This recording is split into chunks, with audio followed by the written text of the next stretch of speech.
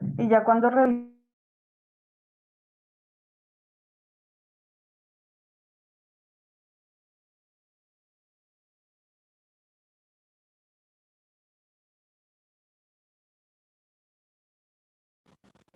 Buenas noches, ¿cómo vamos? ¿Bien o no? buenas noches, profe.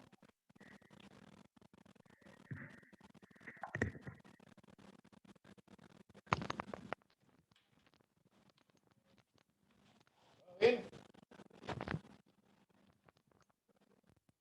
Las cosas. Bien, gracias a Dios, profe. ¿Sí me escuchas? Sí, señor. Ah, bueno, ¿cómo va todo? ¿Bien o no? Bien, gracias a Dios, sí, señor.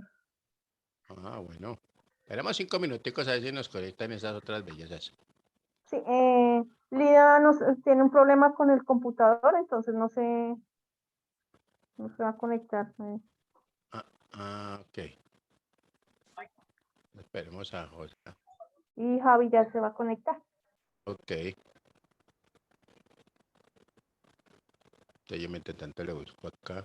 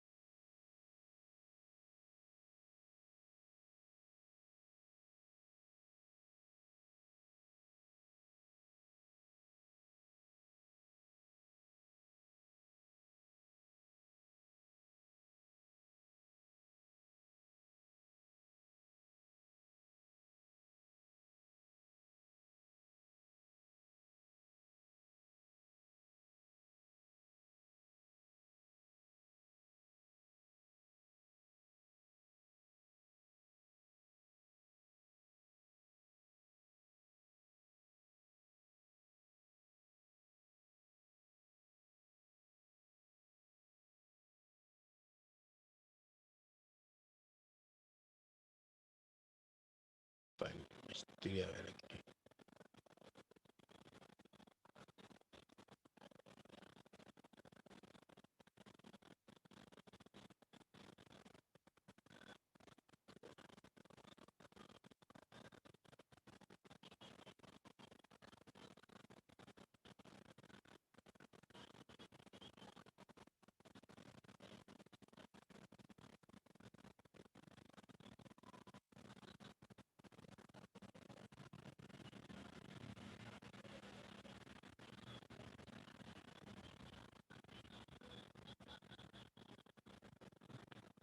Bueno, muy bien.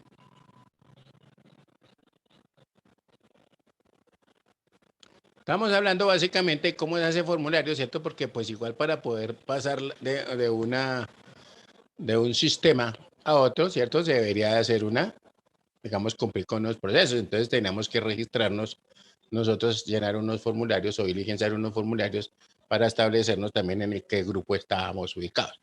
Entonces creo que ¿Tomaron nota de dónde quedamos con el doctor? No. ¿De Fernando? ¿Qué me faltó? 41, profe. ¿Cuál? Minuto 41, profe. 41. Nos quedaban 41. Haría a ver entonces. Digamos que este es el punto de partida, es lo fundamental, ¿no? Y les decía ayer que pues se acaba de decir una cosa y como uno no puede con otra, entonces está preguntando lo mismo y que eso sucede generalmente en todas las capacitaciones, ¿no? pero es importante que escuchemos también las preguntas que hay, ¿cierto? Creo que estábamos ahí, ¿no? Sí, señor. Ok. Entonces terminemos con esto y ahorita miramos la otra, ¿no? ¿Se escuchan bien, bien, buen sonido, buena imagen? No Un sonido, poco no nos queda en video, profe. pantalla. ¿O no veo, no sonido? Entonces ya miramos.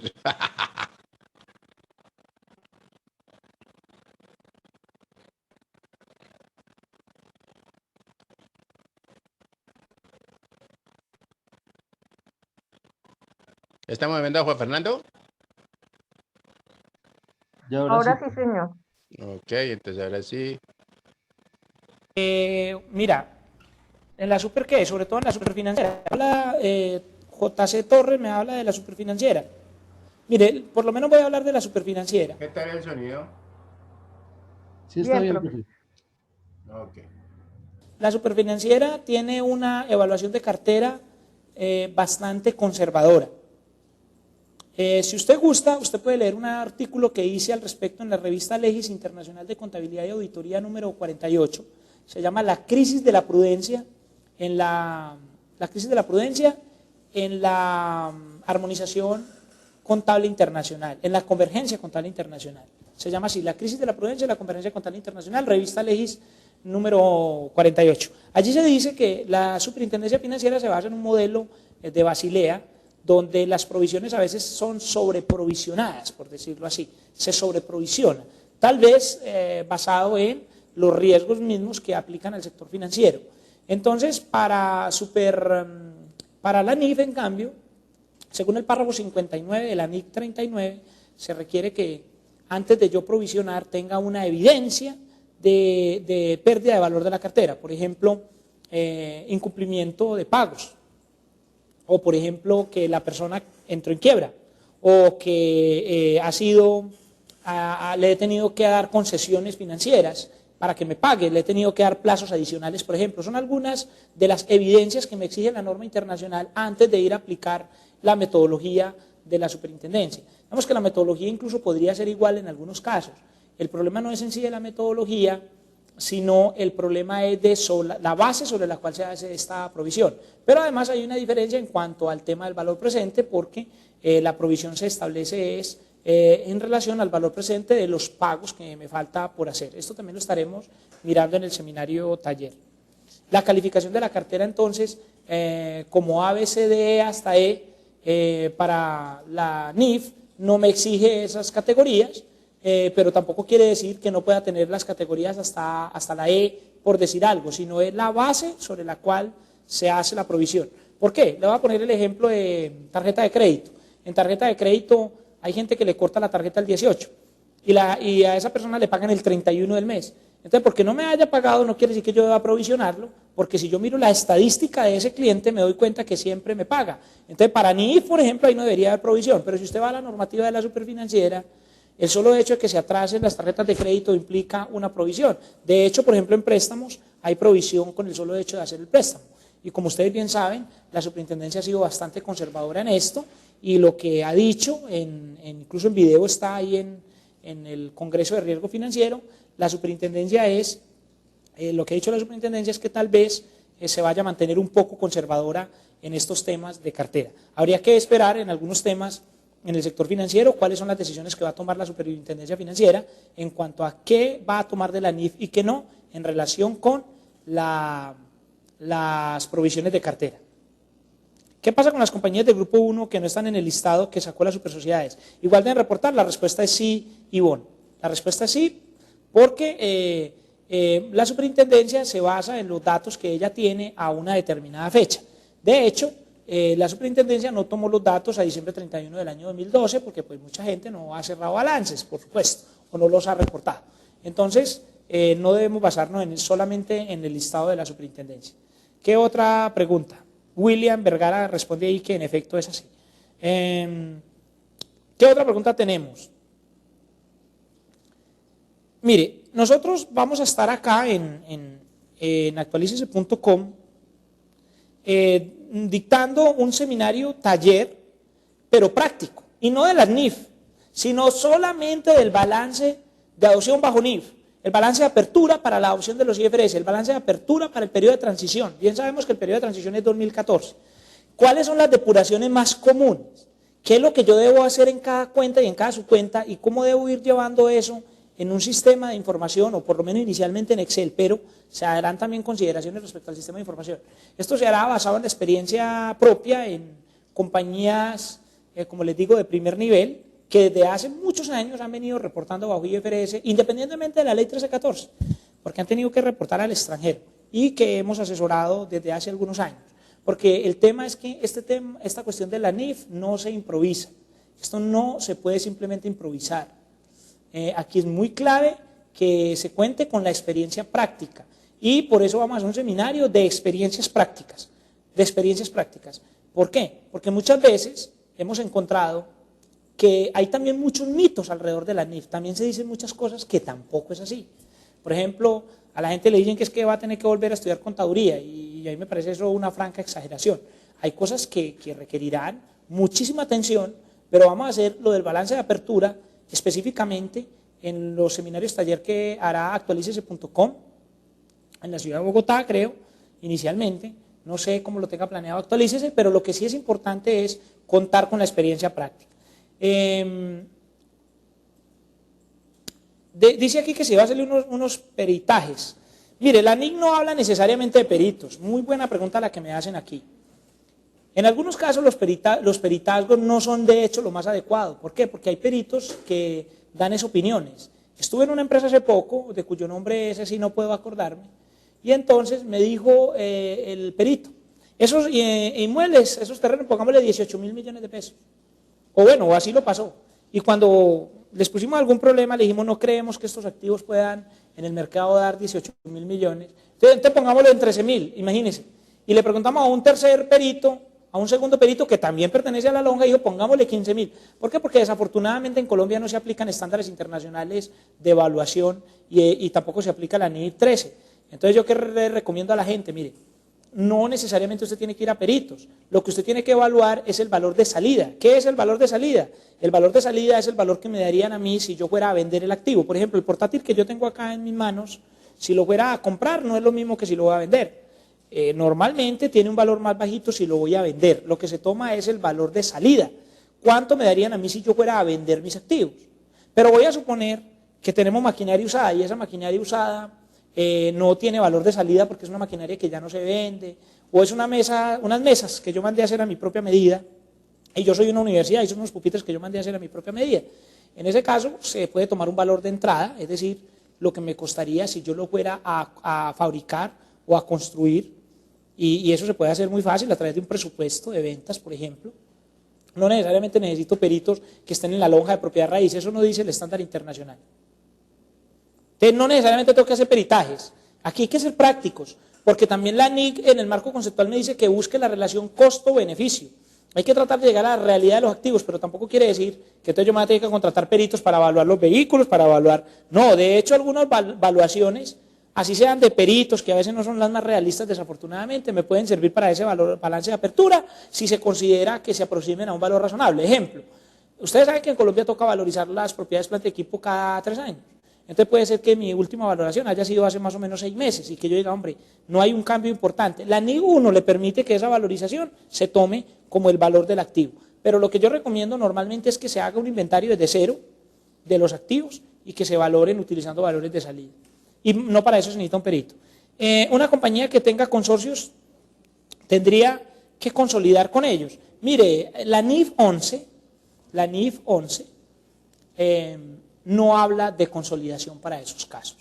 La NIF 11 habla de negocios conjuntos, habla de una especie de consolidación proporcional, si así se le quisiera llamar, aunque ahí la parte académica me va a decir que no necesariamente es consolidación proporcional en cuanto al nombre, pero en un consorcio o en una unión temporal hay que evaluar si se tiene control conjunto. Muchas veces no se tiene control conjunto, sino que lo que se tiene es una operación conjunta. Si el consorcio de unión temporal lo que tiene es una operación conjunta, dice el párrafo 16 de la NIF 11, no de la NIC 11, porque la NIC 11 es contratos de construcción, no, la NIF, usted la puede encontrar allí en la página de globalcontable.com, la puede descargar donde dice texto oficial, donde dice libro rojo de las NIF. La NIF 11 le dice que si hay una operación conjunta, no hay necesidad de consolidar, sino que cada uno reconoce la proporción de ingresos, de gastos o de activos que tenga, ¿sí? No es necesario allí consolidar. Se consolida es cuando hay control, es decir, recuerde que la NIC 31 fue eliminada, en el año 2011, ahorita se aplica la NIC 28 que se llama método de participación patrimonial y este método se aplica es cuando hay una inversión en una asociada, ¿sí? Que es cuando hay influencia significativa. Entonces uno aplica método de participación. Y si ya lo que hay es control de una compañía sobre la obligación de acuerdo con IFRS 10, mientras tanto no es necesario que consolide los consorcios. Eso no dice el estándar internacional. ¿Con qué tasa de interés se trabaja? ¿Cuál sería la entidad que informa sobre las tasas de interés? Mire, las tasas de interés hay tres para usar en IFRS. La primera es aquella a la cual los bancos me prestan a mí. Por ejemplo, para traer a valor presente las cuentas a cobrar a los empleados. Yo le presto a mis empleados a veces 1 millón de pesos, 2 millones de pesos para que compren vehículos y no les cobro interés. La NIF me dice, traiga el valor presente, ¿con qué tasa? Una tasa puede ser la tasa a la cual me prestan a mí los bancos. ¿Cuál otra tasa puede ser? Puede ser la tasa WACC, o sea, para ciertos cálculos se puede utilizar WACC, como por ejemplo para el cálculo de un valor de uso, o sea, el costo promedio ponderado de capital. U otra tasa que puede ser la tasa de mercado. Lo que pasa es que cuando la NIF dice tasa de mercado, eso es bastante volátil. Uno encuentra libros que dicen, tome la tasa de los bonos Yankee de los Estados Unidos. No, obviamente que eso es para los Estados Unidos. Pero si mi activo está en Titiribí, Antioquia, pues no me sirve la tasa de los bonos Yankee de los Estados Unidos. Entonces más bien puedo aplicar una tasa aplicable a ese mercado, ¿sí? Normalmente yo, por relación costo-beneficio, busco la tasa a la cual me prestan los bancos. Para integrar la información con los consorcios, ¿sería necesario unificar políticas? No, para nada. Consorcios y uniones temporales donde hay negocios conjuntos, operaciones conjuntas, no negocios conjuntos, perdón, operaciones conjuntas, porque es que la operación conjunta, ¿qué es? La operación conjunta, según la NIF 11, es aquella donde cada uno tiene sus propios activos y sus propios pasivos y simplemente al final del periodo liquidan una utilidad. Por ejemplo, yo soy un hospital y usted es una universidad y entre los dos vamos a prestar unos servicios médicos porque es que usted tiene médicos que son los estudiantes de medicina y yo soy un hospital y le vamos a prestar unos servicios a población vulnerable. Entonces ahí hacemos una unión temporal o un consorcio. ¿Necesito consolidar ahí? No. ¿Necesito integrar información? Tampoco necesito integrar información. ¿Necesito unificar políticas contables? Tampoco, porque lo que tengo es una operación conjunta. La NIF 11 me dice, no, cada uno reconoce su propio activo y pasivos. Es decir, yo tengo mi hospital, pues yo reconozco mi hospital, mis gastos del hospital, y el otro tiene su universidad, reconoce sus gastos. Ahora bien, si tenemos activos conjuntos, por ejemplo, supongamos que entre ese hospital y esa universidad compraran una ambulancia, entonces cada uno reconoce su parte proporcional, quiere decir que si yo compré el 60% de la ambulancia, tengo el 60% y el otro tiene el 40%, eso dice la NIF 11, pareciera extraño, pero eso dice. ¿Es necesario ahí que yo integre la información? No. ¿Es necesario que unifique políticas contables? No, porque cada uno contabiliza la porción, párrafo 21 de la NIF 11, cada uno contabiliza la porción de sus activos y pasivos y sus propios ingresos y gastos. Ahora, al final del periodo, al final del mes, hacemos una liquidación y decimos, venga, ¿cuántos personajes atendimos? ¿Cuánto es la utilidad que le corresponde a usted y cuál es la que me corresponde a mí? Entonces ya obviamente se contabilizarán cuentas por cobrar y cuentas a cobrar por esa utilidad que yo tengo que cobrarle al otro o que tengo que remitirle al otro. Eso se llama operación conjunta. Caso 2, negocio conjunto. Negocio conjunto es cuando ya hay una influencia significativa. Normalmente se da es cuando los dos forman una nueva entidad. Por ejemplo, formamos un nuevo consorcio, pero el consorcio en sí implica un vehículo de inversión, como puede ser crear una sociedad anónima. Normalmente es cuando se crea una segunda entidad y ambos tienen influencia significativa. Entonces aplicarán la NIC 28, inversiones en la sociedad, el método de participación. Tercer caso, una compañía controla a la otra, entonces consolida. De lo contrario, los consorcios no tienen por qué consolidar. Dice aquí, los consorcios, Claro, los consorcios y uniones temporales no están obligados a llevar legalmente, lo hacen solo para efectos de control administrativo. Dice LC, efectivamente es así. Un consorcio de unión temporal, cada uno lleva su contabilidad, lleva la porción que le corresponde de los activos y pasivos que están en el consorcio, y al final del periodo se liquidan las utilidades o pérdidas, porque ahí lo que hay es una operación conjunta, no un negocio conjunto, una operación conjunta. Lo dice la NIF 11, párrafo 21. Los anticipos para compras de activos fijos se llevan como un activo fijo. Mire, los anticipos, mucho cuidado. Los anticipos normalmente para la NIF son gastos. Por ejemplo, un anticipo a un proveedor es un gasto, pero cuando son anticipos para construir una propiedad, planta y equipo, pues es un mayor valor de la propiedad, planta y equipo. Ahora, uno los podría dejar en el anticipo bajo norma local, pero como el sistema de información se supone que le hace una reclasificación para IFRS, pues para IFRS no lo lleva como anticipo, sino que lo reclasifica como mayor valor de la propiedad, planta y equipo, si es que es una propiedad, planta y equipo en construcción, importación o montaje. ¿Por qué? Porque básicamente eso no es un anticipo, eso es un pago parcial. Es que hay que distinguir entre un pago parcial y un anticipo. Un pago parcial es eso que estamos hablando. Eso normalmente va a mayor valor del activo o del gasto. En cambio, un anticipo, según el párrafo 70 de la NIC 38, y usted lo puede descargar gratis, un anticipo sí se podría diferir en algunos casos. ¿En qué caso?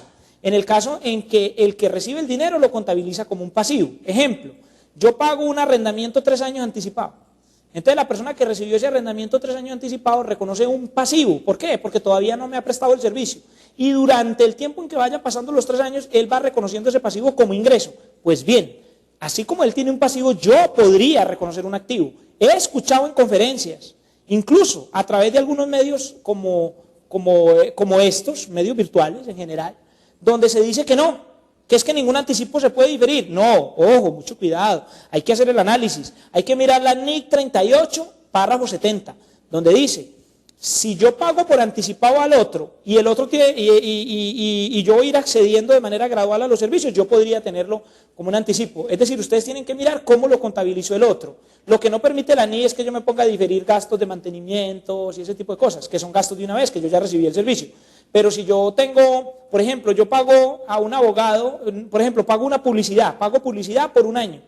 Y eso le implica a RCN la obligación de prestarme servicios durante un año. Durante, esa es la clave. RCN debe contabilizar eso como un pasivo e ir reconociendo el ingreso mientras me presta el servicio. De la misma manera yo puedo reconocer un activo y diferirlo. ¿Quién lo creyera? Escucho mucho que dicen que no. Pero eso no dice la NIC. Lo que pasa es que están basando en la NIC del año 2008, algunos. Dice otra pregunta aquí. ¿Cómo debe presentarse el formato de las supersociedades? ¿Cómo debe presentarse el formato? Ah, sí, la superintendencia no estableció un mecanismo electrónico, si físico. Esa pregunta me parece de las más difíciles que me han hecho en toda mi experiencia de implementación de IFRS, porque la verdad es que la norma no lo dice. Sería más mi opinión, y en mi opinión, para dejar prueba, yo lo enviaría físicamente, además del medio electrónico. Claro, ahí lo puede descargar el material. Por favor, entiendo que la cuenta 17 no desaparece. ¿Me puede ampliar más el tema?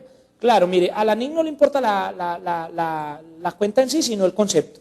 Entonces hablemos de la cuenta 17 muy rápidamente para responderle la pregunta a Jorge Didier.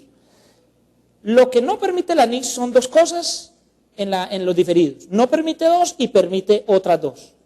¿Cuáles son las dos que no permite? No permite activos que yo me invente, goodwill, know-how, marcas, patentes, así yo las tenga registradas.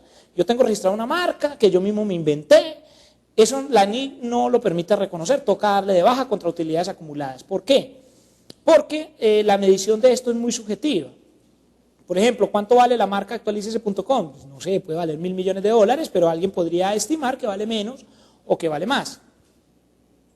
La NIC no permite que las marcas, patentes, goodwill, know-how, buen nombre, listas de clientes, se reconozcan como mayor valor del activo. ¿Por qué? Porque son activos estimados. Es decir, la única manera en que yo podría reconocer una marca o una patente tiene que ser que yo la haya adquirido, que yo la compré. Ejemplo, yo compré la marca McDonald's en una franquicia por 12 años. Entonces puedo reconocerla, pero por supuesto, porque es adquirida. Pero mi buen nombre que se llama, no sé, globalcontable.com, Juan Fernando Mejía, sí, uno cree que tiene muy buen nombre, pero entonces usted va a otro lado y le dice, no, a mí no me parece, es lo que pasa. No, esta marca a mí no me parece que valga tanto. Es decir, usted puede poner 100 peritos y va a encontrar 100 valores diferentes. Entonces la NIC no permite que se reconozcan marcas, patentes ni nada de eso. Segunda cosa que no permite la NIC que se reconozcan diferidos, aquellos que implican un CADA, yo lo llamo un CADA. Un CADA son aquellos pagos que se hacen cada determinado periodo. Por ejemplo, el predial se paga cada año. ¿Puedo diferirlo? La NIC le dice, no, ahí no hay ningún activo. ¿Por qué? Porque el activo es un recurso que yo controlo. ¿Y cuándo lo controlo? Cuando yo lo puedo vender, alquilar. ¿A quién le va a alquilar o a quién le va a vender usted el impuesto predial que tiene ahí diferido un año? Entonces la NIC le dice, no, eso no es activo, me toca llevarlo al gasto porque son gastos que se hacen cada determinado tiempo. Pues no es que la NIC diga cada, la NIC simplemente dice que no difiera ese tipo de gastos, pero para efectos didácticos yo le digo a la gente, distíngalo con un cada. Por ejemplo, yo pago dotación a empleados. ¿Cada cuánto? Cada año, y entonces lo diferimos. No, toca llevarlo al gasto. De pronto yo puedo tener la dotación mientras lo tengo en el almacén, lo tengo como un inventario. Mientras la dotación que tengo en la bodega, en el almacén, pero cuando la entregué al trabajador ya ahí no tengo ningún activo, eso es irrecuperable, eso no es un bien que yo tenga controlado que lo pueda vender, alquilar en términos del párrafo 12A de la NIC 38, entonces eso no se permite, eso es cada. Ahora entonces ya terminada la explicación de los que no se permiten, le digo cuáles dos sí se permiten. Se permite, primero, párrafo 70 de la NIC 38, aquellos pagos anticipados, que impliquen, repito, que el tercero lo haya contabilizado como pasivo. Ejemplo, pagué el arrendamiento 3 años anticipado, pagué una publicidad 3 años anticipado. Y a pesar de que ahí no lo puedo ni alquilar ni vender ni nada, el párrafo 12B de la NIC 38 me dice que allí hay un contrato que obliga al otro a que me preste un servicio durante el tiempo, durante. Aquí ya la palabra clave no es cada, sino durante. Implica que el otro me preste un servicio durante un tiempo. Entonces yo puedo llevarlo como un activo diferido según el párrafo 70 y 12B de la NIC 38. ¿Sí? ¿Y cuál es el último que admite? El último que admite, bueno, y en cuanto a otro ejemplo como este es el de la póliza, aquí me están preguntando pólizas irrenunciables, como el SOAT. Entonces yo le estoy diciendo, mire, usted tiene que pensar es cómo lo contabilizó el otro. Como el otro lo contabiliza como un pasivo incluso la compañía de seguros. Eso de lo irrenunciable se lo inventaron algunas firmas, pero la NIC no dice eso. Si yo compro un seguro, si yo compro una póliza, si yo hago un contrato de publicidad durante un año, implica que el otro me vaya prestando un servicio, piense cómo lo tendría que contabilizar el otro. Entonces usted dice, el otro lo tiene que contabilizar como un pasivo e irlo convirtiendo en ingreso, porque el otro no puede contabilizar de una vez el ingreso porque todavía no me ha prestado el servicio. Entonces yo puedo contabilizarlo como un activo diferido. Leas el párrafo 70 de la NIC 38, obviamente la versión 2012 que la pueden encontrar en Global Contable y allí lo encontrará, que se puede. Pero uno sí aconseja a las empresas, claro, pero es más una cuestión ya de consejo personal, no porque lo diga la NIC, que ciertas pólizas, ¿sí? Como me lo dicen aquí, irrenunciables, o ciertas cosas de estas, ciertos pagos anticipados, lo llevemos de una vez al gasto, más por el tema de no complicarse. Pero que puedo, el párrafo 70 de la NIC 38 me lo permite.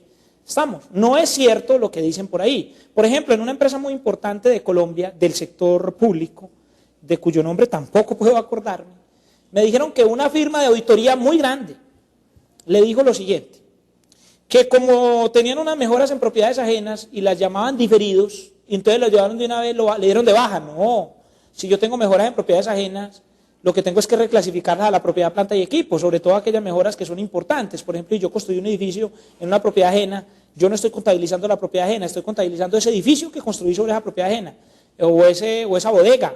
Entonces la reclasifico como propiedad, planta y equipo.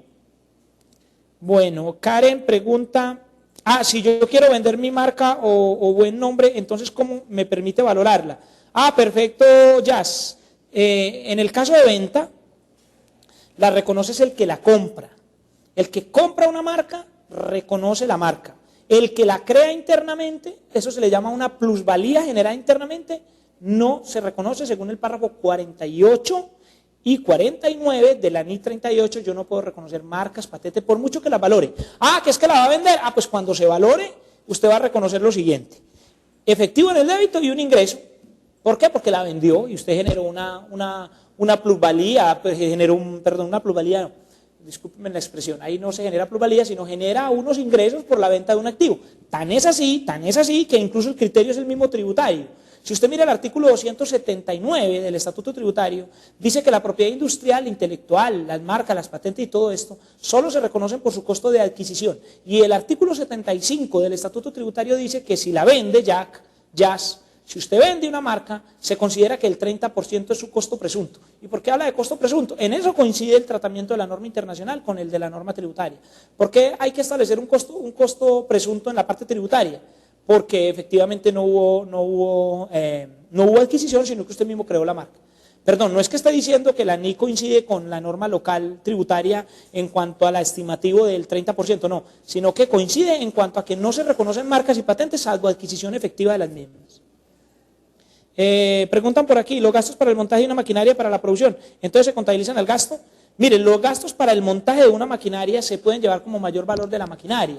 Según el párrafo 15 y 19 de la NIC 16, yo lo digo para que usted vaya y lo busque, párrafos 15 y 19, todos los costos que sean necesarios para poner un activo en condiciones de uso o de venta, se pueden llevar como mayor valor de la propiedad, planta y equipo. Lo que no se puede diferir son los gastos de mantenimiento posteriores, pero claro que yo puedo capitalizar los gastos por ejemplo, de importación. Estoy importando una máquina y entonces claro que puedo llevarlos como mayor valor de la propiedad, planta y equipo. Lo que sí no se permite, y le advierto, porque ese caso sí nos lo encontramos con una empresa mexicana en el año 2010, era lo siguiente. Se compró una máquina y se capacitó al personal para manejar la máquina. Según el párrafo 14 de la NI 38, los conocimientos no se pueden, lo que yo me gasto en conocimiento del personal, lo tengo que llevar al gasto. ¿Por qué? Por lo mismo que le decía, ahí no hay un recurso controlado y era lo que ya habíamos analizado. ¿Sí? No existe, salvo que yo le haga firmar al empleado un contrato donde él tiene que prestarme los servicios, por ejemplo, por 5 años. En esos casos sí se podría, dice el párrafo 14 que lo podría hacer, es decir, yo le pago a mi funcionario un curso, una maestría, ¿a dónde tengo que contabilizar eso? Al gasto. ¿Por qué? Porque no existe suficiente control. En algún momento el empleado se puede ir, entonces no hay un recurso controlado. La única manera en que lo podría diferir, según la NI 38, párrafo 14, es que le haga firmar un contrato donde trabaja conmigo 5 años, por ejemplo. Los gastos para el montaje de una máquina se tratan igual en NIF que en el 2649. Sí, señor, está en el párrafo 19 de la NI 16. Todos los gastos necesarios para poner los activos en condiciones se llevan como mayor valor de la propiedad, planta y equipo. No hay razón para llevarlo al gasto. Lo que pasa es que la NI 16 habla de gastos en el reconocimiento inicial y gastos en el momento posterior. Cuando ya el activo está en condiciones de uso, no cuando se está usando, sino cuando está en condiciones de uso, inicia su depreciación e inicia también el reconocimiento de todos los mantenimientos como gastos del periodo.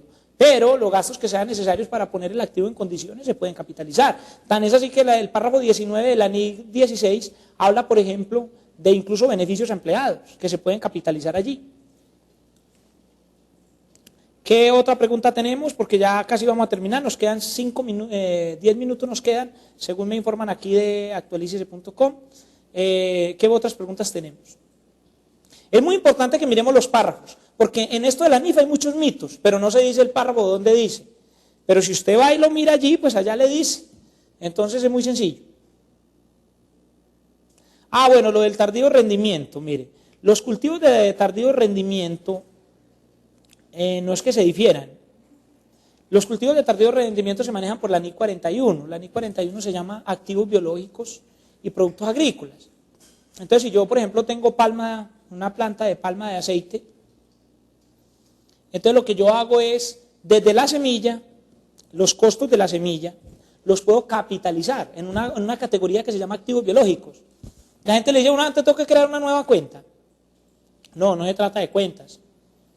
Usted lo puede seguir reconociendo por allá en la 1587, pues registrando. A la NIC no le importa en qué cuenta está eso. A la NIC lo que le importa es la presentación en los estados financieros de la entidad. ¿Sí? Es decir, el tema del reconocimiento no es un registro contable, el reconocimiento es la incorporación de una partida en los estados financieros de la entidad. Entonces ya el medio tecnológico que uno use es otra cuestión, pero en cuanto a las tardío rendimiento, las plantaciones de tardío rendimiento, normalmente lo que se hace es contabilizar todos esos costos como mayor valor del activo.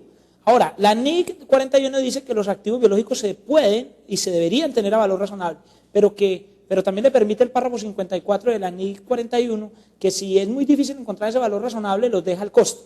Lo encuentra en el artículo 24, 30 y 54 de la NIC 41. 24, 30 y 51. Le dice, manténgalos al costo, o sea que yo capitalizo en Las Palmas todos los costos de abonos, trabajadores, etcétera. ¿Hasta cuándo? Hasta cuando el cultivo está maduro. ¿Qué significa que el cultivo está maduro? Que ya está apto para producir, por ejemplo, la cosecha. Entonces ya empieza a producir la cosecha, ya está maduro. La NIC me dice, como empieza su fase productiva, ya no me puede seguir capitalizando, porque se supone que a partir de ahí es que los costos que se tienen son mayor valor de ese activo del producto agrícola en lugar del activo biológico. Ya habría que afectar el estado de resultados. Y el producto agrícola, dice el estándar internacional, que sí va por el estándar internacional. Entonces no es que se difiera. Uno difiere es cuando el activo ya está maduro, por ejemplo, es una palma y esa palma da 5 cosechas en 5 años. Entonces, después de que empieza la fase productiva, usted puede diferir o amortizar esos costos durante esa fase de productividad. Es decir, que uno lo que hace es diferir, pero a partir de que el activo está maduro. No es que yo me ponga a contabilizar, por ejemplo, hablemos de un cultivo, por decir algo, de flores. Entonces, no, un cultivo más bien de naranjas. Entonces, todos los costos no se difieren, sino que se dejan como mayor valor del costo del activo biológico. ¿Hasta cuándo? Hasta cuando empieza la fase productiva. Una vez empiece la fase productiva, se empieza a amortizar esos costos que capitalicé. ¿Hasta dónde? Hasta el periodo en que se espere la última cosecha. Bueno, dice por aquí, en algunas sentencias, la Corte Constitucional establece que el manejo de los subsidios familiares existe interés público. Claro, Juan David, claro. Lo que pasa es que cuando la Corte habla de interés público, no es el mismo interés público al que nos referimos en IFRS.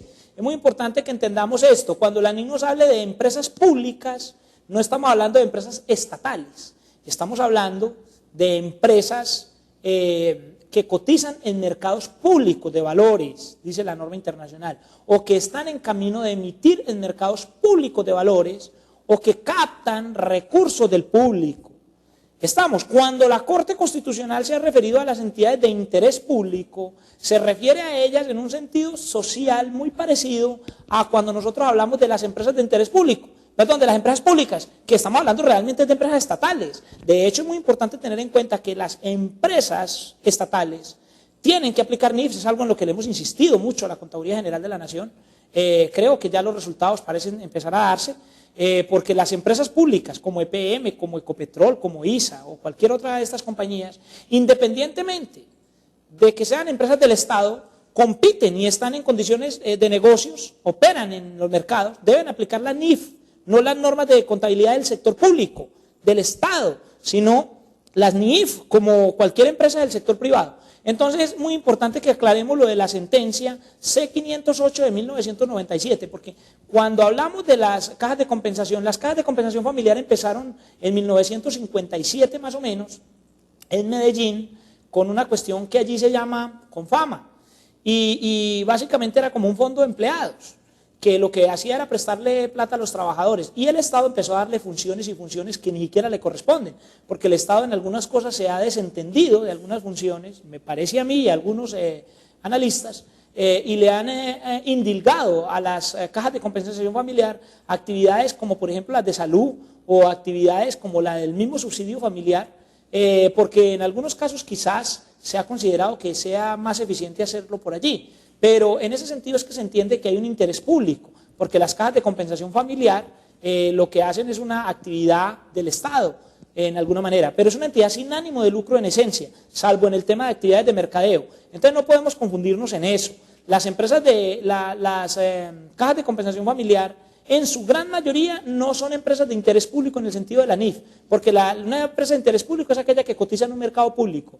Queda clara la diferencia entre lo que dice la sentencia y lo que es el interés público, de acuerdo con el estándar internacional, mi querido, ¿quién fue el que me hizo la pregunta?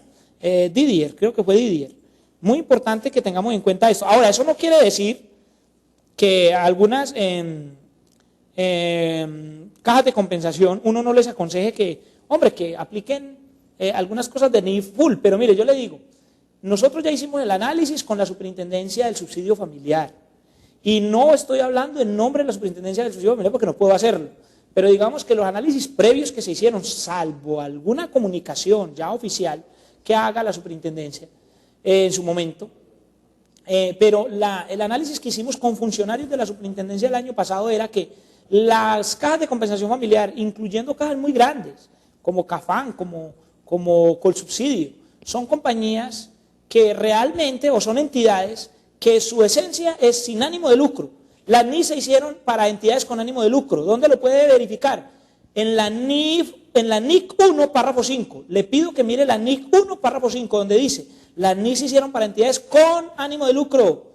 Y hay que hacer las adaptaciones cuando se trata de entidades sin ánimo de lucro. Claro, porque allí no estamos hablando de utilidades, porque allí no estamos hablando de utilidades por acción.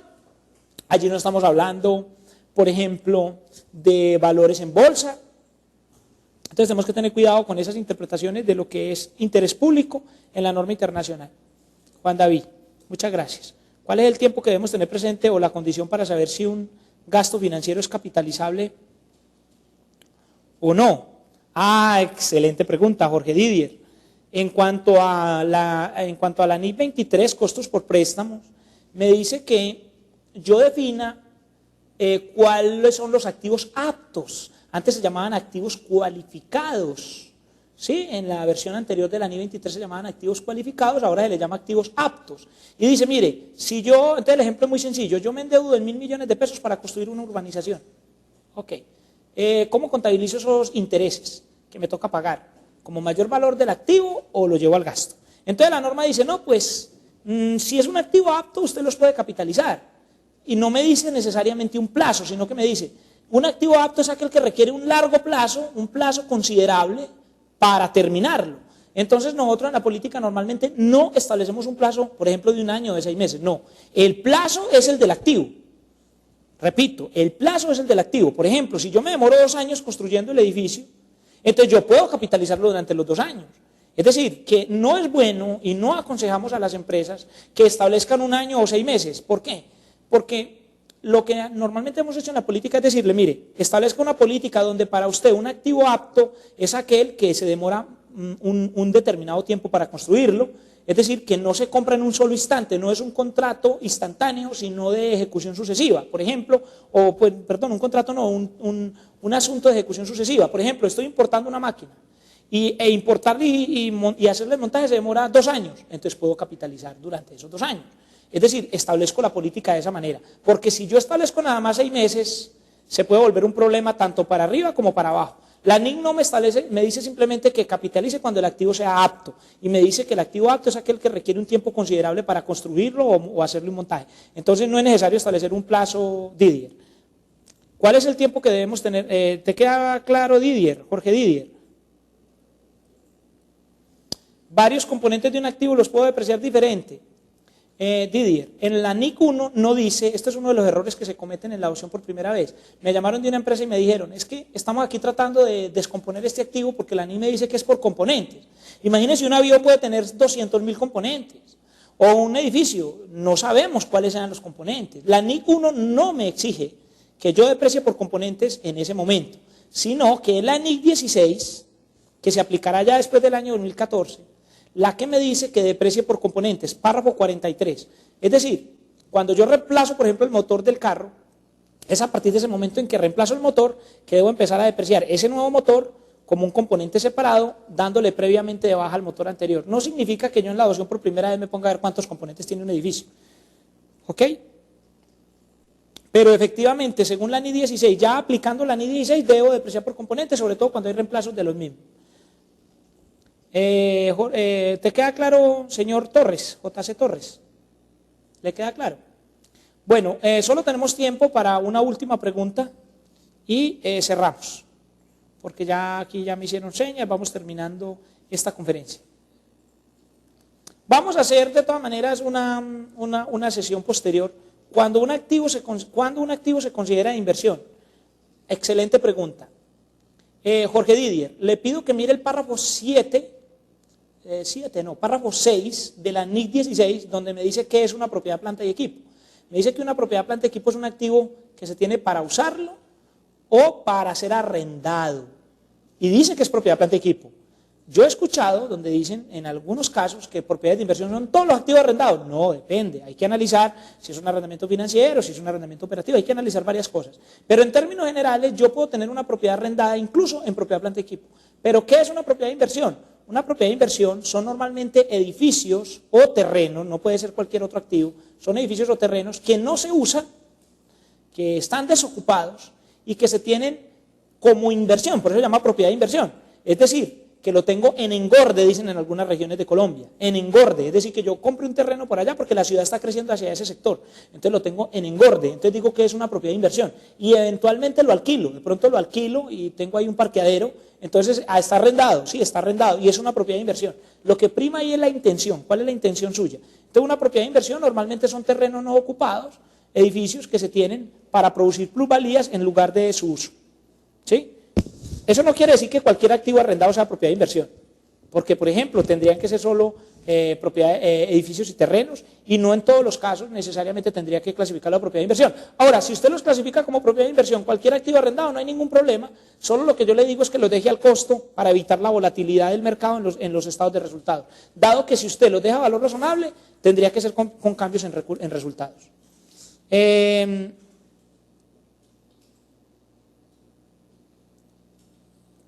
Claro, ¿qué más? Bueno, con eso creo que hemos terminado. Estaremos con actualicese.com en la ciudad de Bogotá, como les decía, en un seminario taller de 8 horas, verificando cuenta por cuenta, su cuenta por su cuenta. ¿Cuáles son los ajustes que hay que hacer para el balance de apertura? Eso no quiere decir que vamos a estudiar la NIF 16, la NIF 2, no, vamos a concentrarnos en la NIF 1, balance de apertura. Pereira ya estuvimos allá, pues no con Actualícese, yo estuve la semana pasada ya con Apolosoft, estuvimos hace 15 días en Pereira, estuvimos en Manizales, con Actualícese, no sé, Actualícese creo que tiene planeado hacerlo solo en Bogotá, pero muy seguramente se buscarán posibilidades, pero también estas posibilidades virtuales. Hay muchos mitos en NIF y tenemos que preocuparnos es por la aplicación práctica de esto, porque hay mucha teoría y muchos mitos. Y tenemos que hacer los ejercicios prácticos en el taller. Los que vayan a asistir al taller, es necesario que lleven los estados financieros de la empresa, de cada una de las empresas, para hacer los ajustes sobre la marcha. Y que lleven portátil.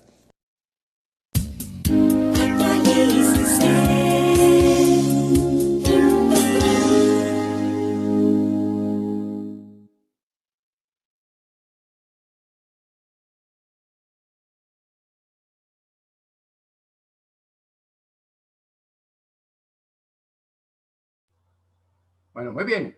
Espero que más de un concepto les haya quedado claro, ¿no? Recuerden que a partir de la implementación de la NIF, ¿cierto? Cuando estábamos hablando ya de la NIF 16, esa es la que exige que debemos depreciar por componentes. Pues obviamente tienen que ser los activos adquiridos después del 2014. ¿Estamos? Sí, señor.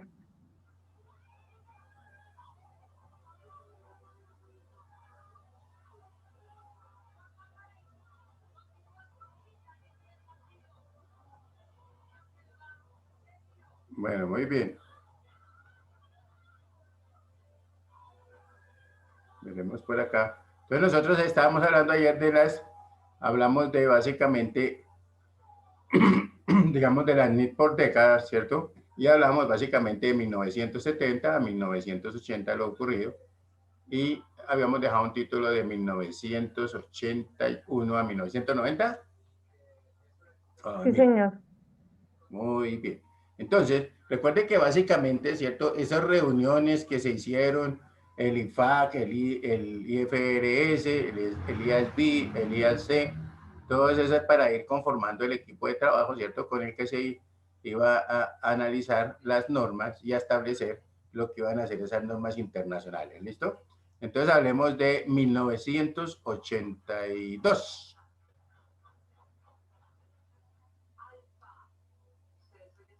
Dos puntos. IFAC reconoce y considera al IAC. Perdón, profe. 1982, ¿correcto? Dos puntos. IFAC reconoce y considera a el IAC, ¿correcto? Como emisor de MIC. Punto seguido. El consejo del IAC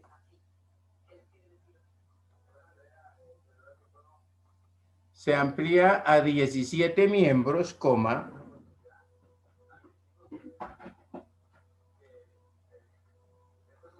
incluyendo a miembros de 13 países designados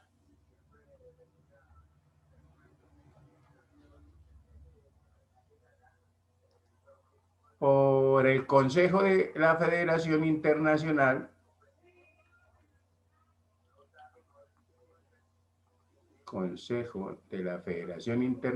de Contables. Entonces, entre paréntesis, coloquemos el IFAC, IFAC, Consejo de la Federación Internacional de Contables, ¿correcto? Cerramos paréntesis. Y 4 representantes de organizaciones relacionadas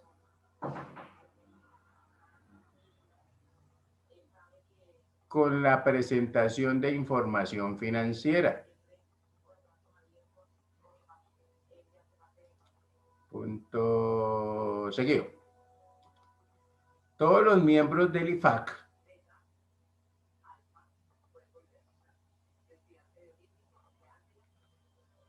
son a su vez miembros del IAC.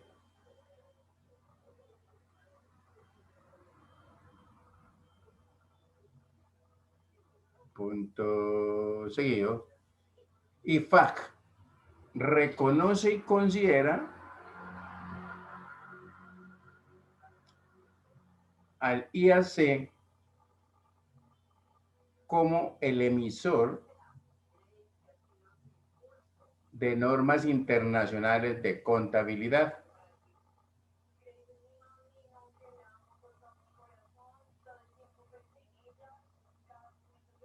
¿Listo? Muy bien. El otro cambio es importante en 1989.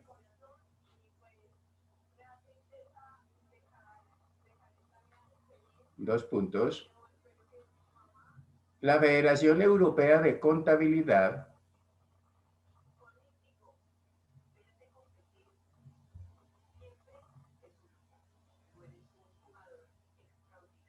entre paréntesis colocamos FEE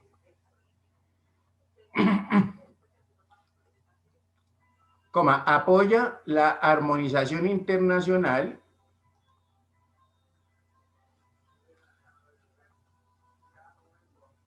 y una mayor participación europea. ¿Apoya la qué? La armonización internacional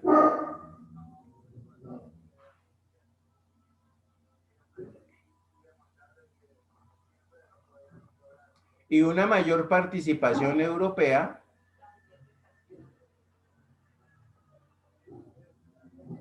en IAC.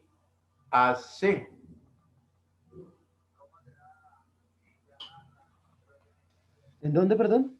IAC, IASC. Punto seguido.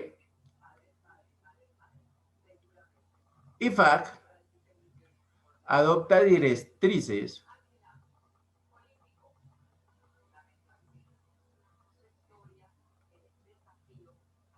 provenientes del sector público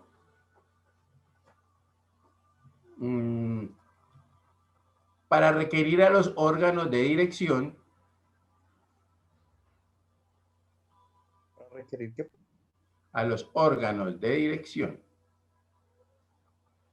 El IFAC adopta directrices provenientes del sector público para requerir a los órganos de dirección de las empresas públicas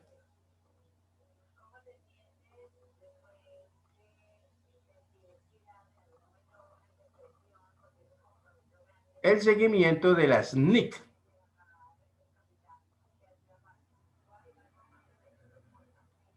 punto seguido, el IAC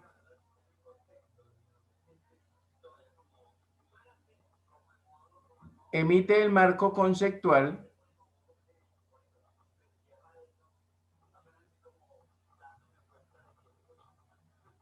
para la elaboración y presentación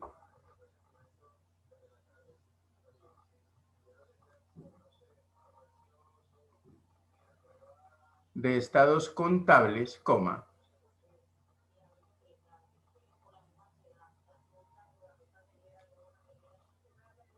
estructura teórico-conceptual, Perdón, profe, y presentación de estados contables, presentación de estados contables, coma, estructura teórico-conceptual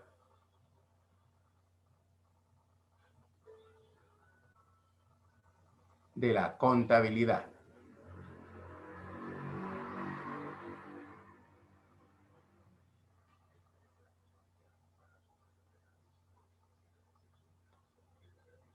¿Listo?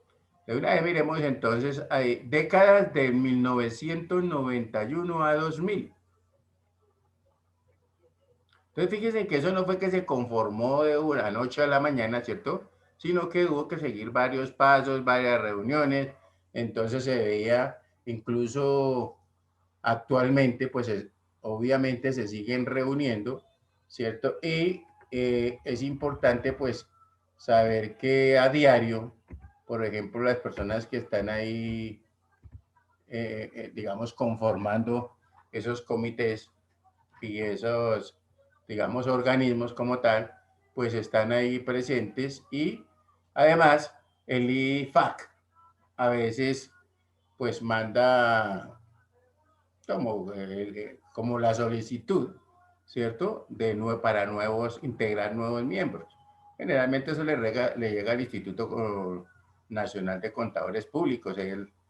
Ellos a veces, o pues cuando les llega esas solicitudes, las comparten con los contadores a ver cuál está dispuesto o tiene su tiempo para dedicarse a trabajar también con esas entidades. ¿Estamos claros ahí?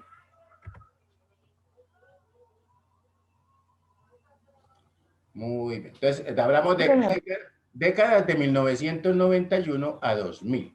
Y arrancamos con 1994. Dos puntos. Establecimiento de un consejo consultivo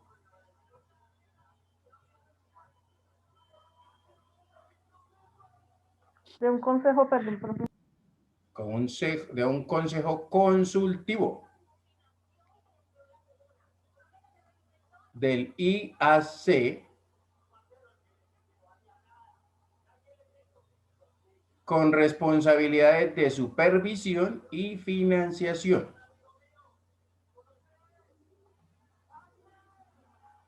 Responsabilidad De supervisión y financiación.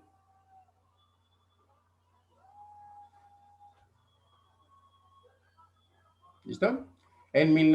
Punto aparte, 1995, dos puntos.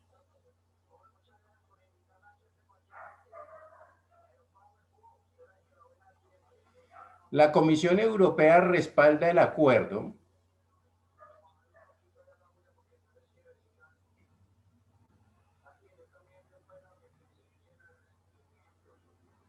entre el IAC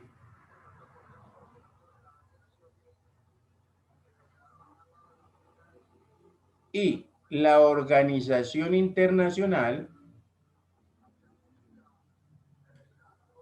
de Comisiones de Valores. Entre paréntesis colocamos IOSCO, IOSCO, Organización Internacional de Comisiones de Valores. Coma, para completar las normas fundamentales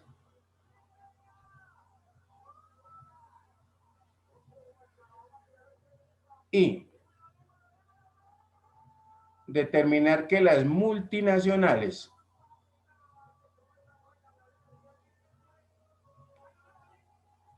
pertenecientes a los países de la Unión Europea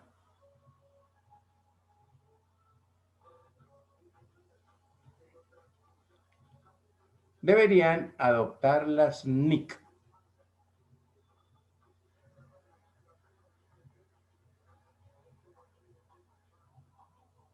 ¿Se acuerda de lo que decía Juan Fernando, no? Que aquí también hubo que hablar a esas entidades sin ánimos de lucro y a las compañías del Estado, ¿cierto? También que fueran aplicando, ¿cierto? Que las normas internacionales, ¿no? Pues para que estén todos en armonía, porque qué tal unos sí y otros no.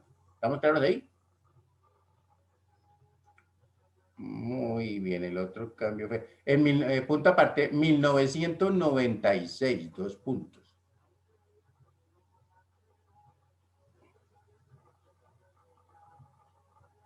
Dos puntos. La Comisión Norteamericana del Mercado de Valores, entre paréntesis coloquemos SEC, SEC.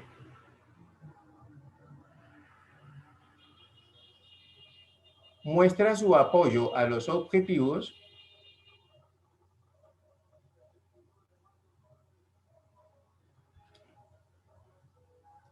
de los objetivos del IAC. Perdón, muestra su apoyo a qué, profe. A los objetivos del IAC, IASC. ¿Listo?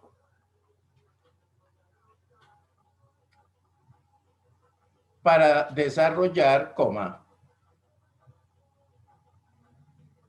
a la mayor brevedad posible,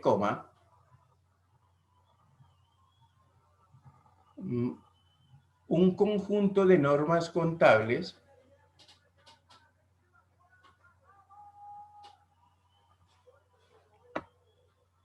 a utilizar en la preparación de los estados financieros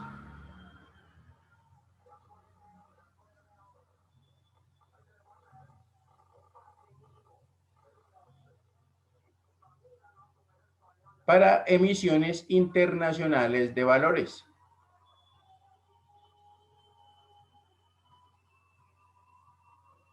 ¿Listo? No se les olvide que las emisiones, por ejemplo, el dinero está en cabeza de ¿quiénes?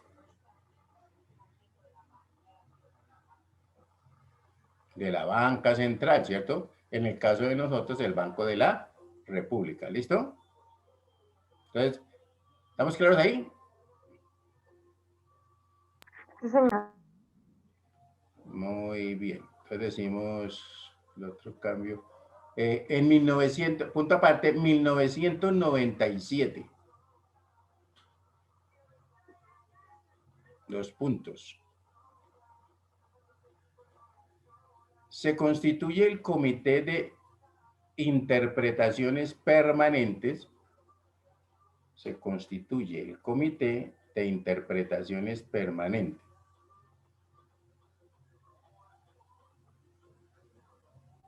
Entre paréntesis colocamos SIC, S-I-C.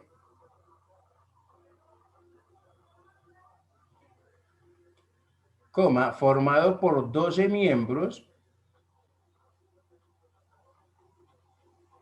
con derecho a voto, formado por 12 miembros con derecho a voto. Punto seguido. Su misión es crear interpretaciones de las NIC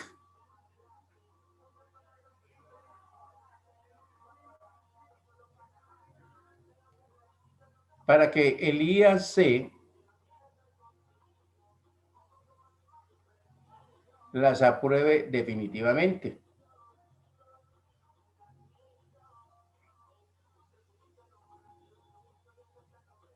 Punto aparte.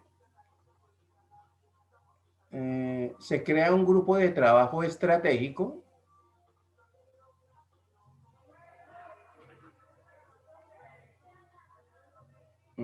con el objeto de elaborar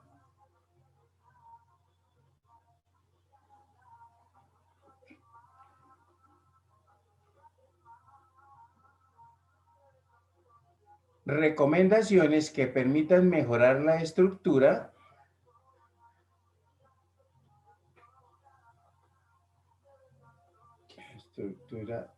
y el funcionamiento futuro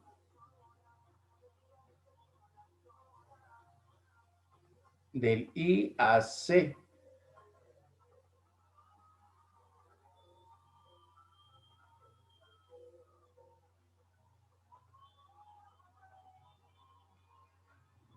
Punto aparte, 1998.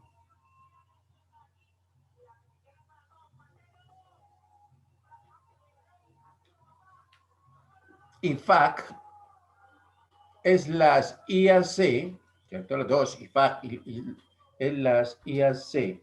Perdón, profe, no lo entiendo. IFAC, IFAC. Es las, la rayita ya atravesada, ¿saben qué es un enlace? Entonces póngale guión. Como la que le coloca a usted, ese es el enlace, ¿no? IFAC es las IAC. ¿Sí? ¿Ahora sí? Ya ahora sí. Amplía su composición a 140 miembros.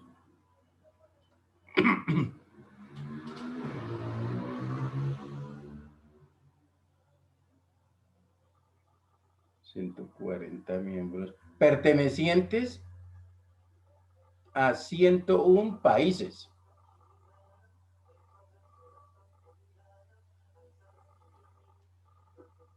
Punto seguido. El IAC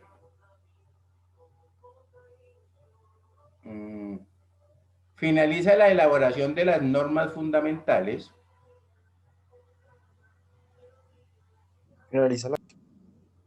Finaliza la elaboración de las normas fundamentales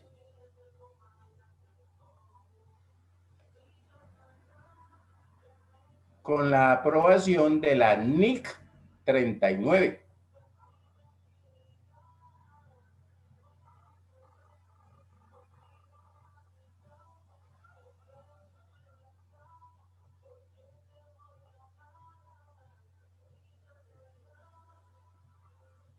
Punto aparte, hablamos ahora en 1999.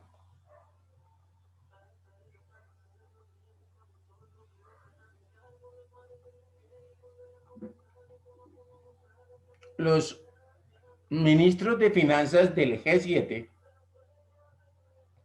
los ministros de finanzas del G7 o del grupo de los 7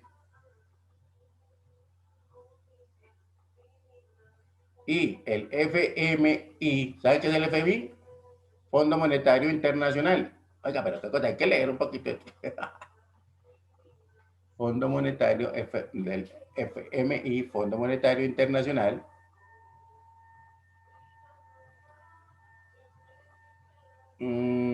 impulsan su apoyo a las normas internacionales de contabilidad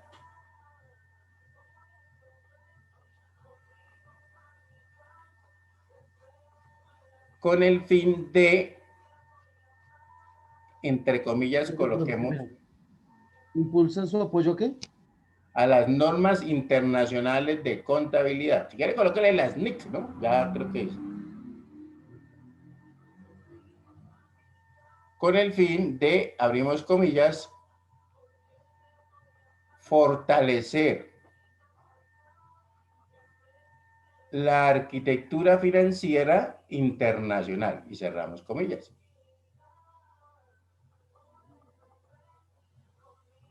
¿Listo? Punto aparte. El Consejo del IAC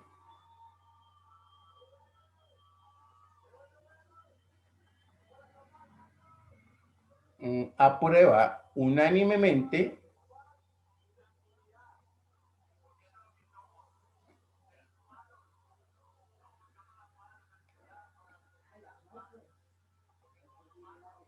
la reestructuración de un consejo de 14 miembros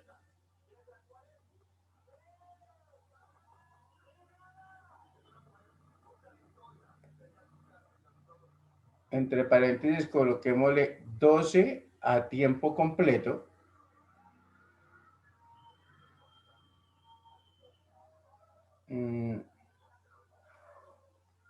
bajo un consejo de administración independiente.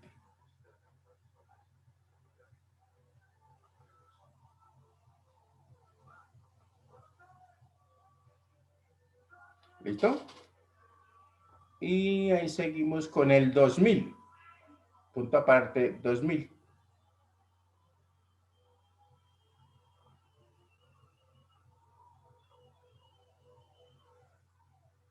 La IOSCO. ¿Qué dijimos que era la IOSCO?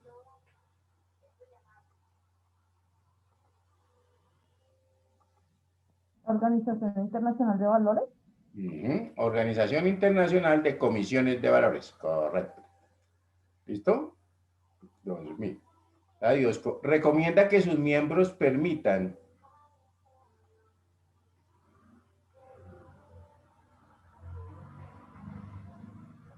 a los emisores multinacionales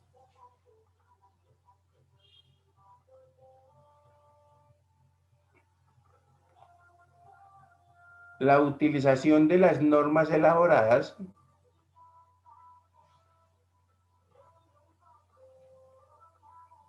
por el IAC.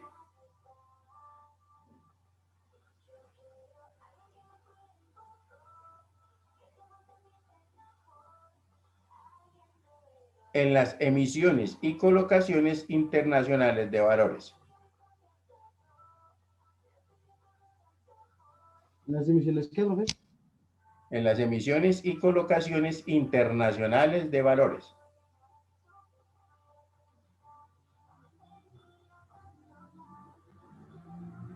¿Listo? Muy bien. Entonces decimos que, ¿qué más hay? Punto aparte. Se constituye un comité de designación.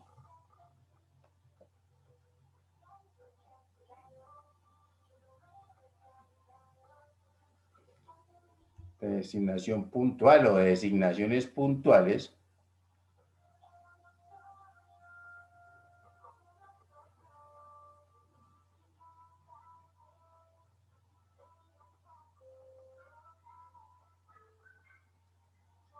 Presidido por el presidente de la SEC, SSE,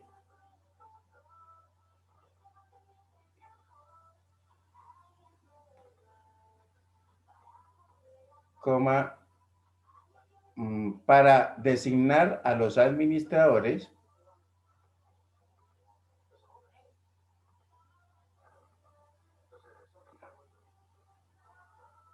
que supervisarán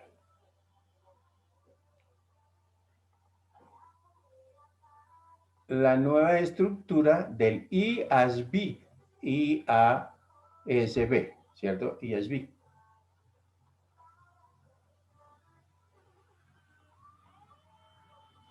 ¿La nueva estructura del qué? Del IASB. IASB, ¿cierto? Entonces, ojo a esto, ¿cierto? Fíjense que básicamente, pues repito, el mayor movimiento que se tuvo más bien, se acentuó lo de las formas internacionales, ¿cierto? O lo de las normas internacionales, básicamente en el año o en la década de 2000, de 1991 a 2000, ¿no? Cuando se muestra como mayor trabajo, ¿cierto? Digamos, en lo referente a lo que son las normas internacionales, ¿listo? Además, ¿qué pasó en el año 2000 también? Que, punto aparte, vamos ahí, los miembros del IAC, ¿Perdón, profe? los miembros del ¿No se queda IAC, aparte o dónde? punto aparte, los miembros del IAC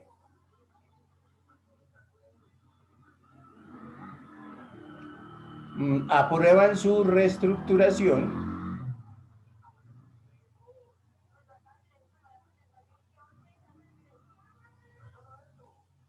y la constitución de un nuevo IAC. ¿Listo?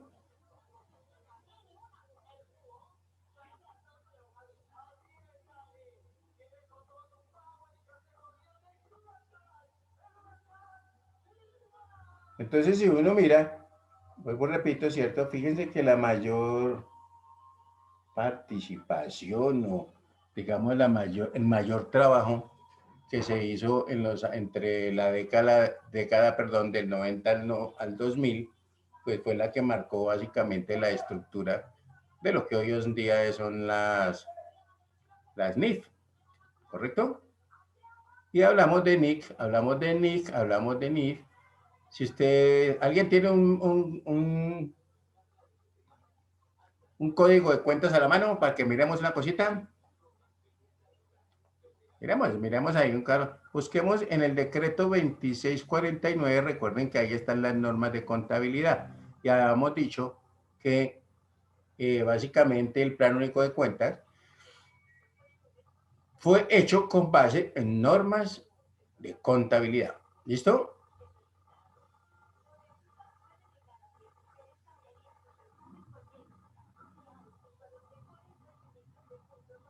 ¿Ya lo tenemos ahí? Muy bien. Miremos el artículo 22. Miremos el artículo 22, me dicen que hizo.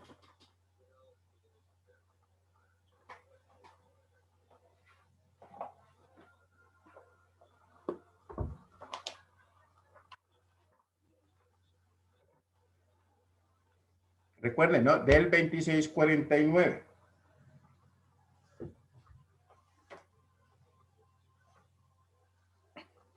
¿Sí lo ubicaron?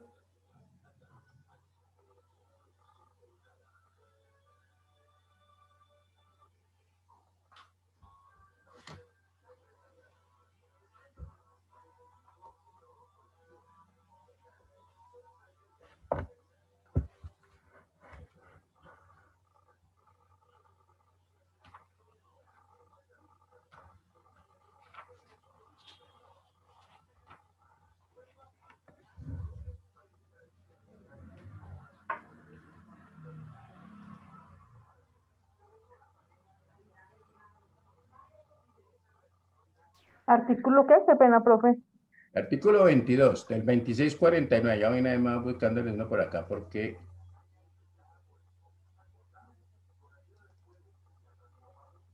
A ver si se deja. El que habla de los estados financieros básicos. Ajá, correcto. Perfecto, ese es. ¿Qué nos dice? Dice artículo 22, estados financieros son estados financieros básicos. 1, el balance general. 2, estado de resultados. 3, el estado de cambio en el patrimonio.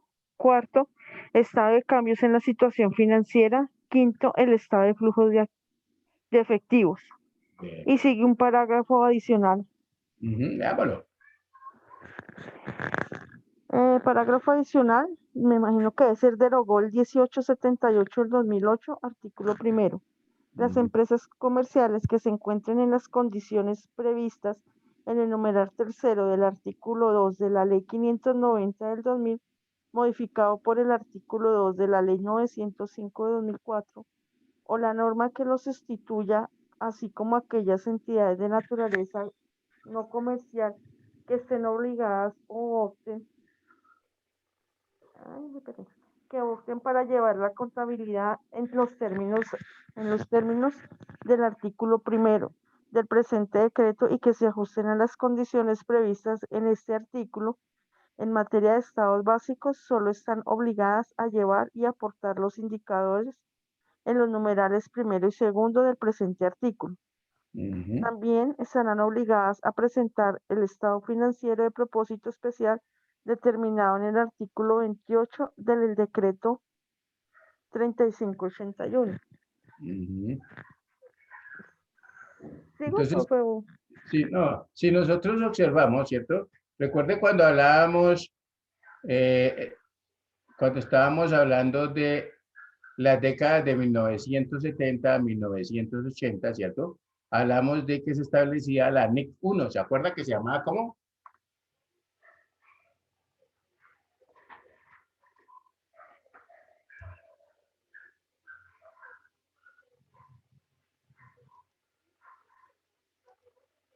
¿Sí se acuerdan o no?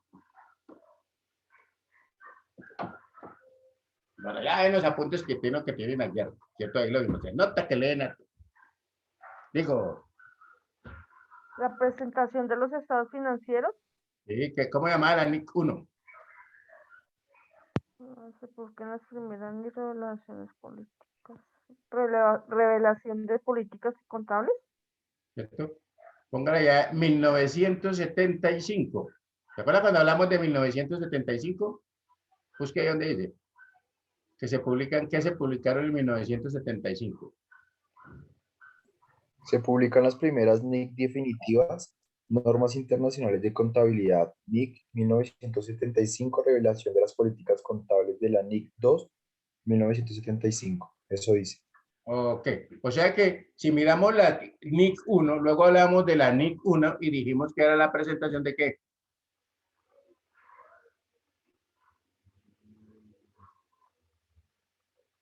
De valoración y ¿Los estados presentación de financieros? inventarios. Presentación de estados financieros, ¿cierto? Y recuerde que ya decíamos que esta NID establece el marco general de presentación de los estados financieros, ¿cierto? Con fines generales y que incluía las directrices y contenido mínimo que debían tener los estados. ¿Se acuerdan de eso?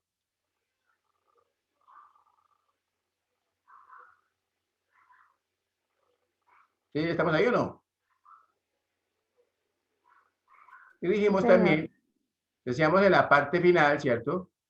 Que básicamente los estados, ¿qué es lo que debía contener el estado de cambios en el patrimonio? ¿Se acuerda que hablábamos que los valores debían ser diferentes a los aportes de los accionistas, que no los debíamos tener en cuenta, ¿cierto? Entonces ya nos decía que aquí los activos y pasivos y los ingresos y gastos no pueden compensarse, salvo que la compensación esté permitida o sea exigida por una NIC.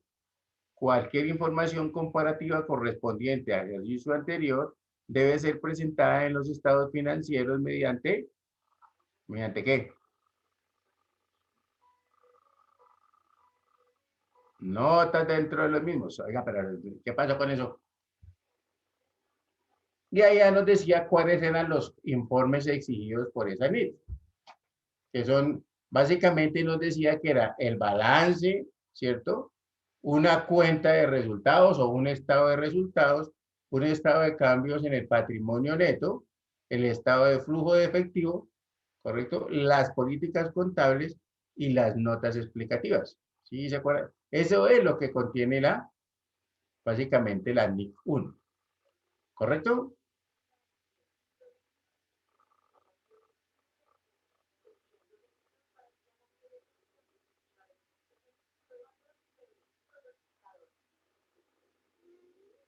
¿Qué pasó? ¿Se me durmieron los dormí con esa voz o se volaron? Ah, no, aquí están.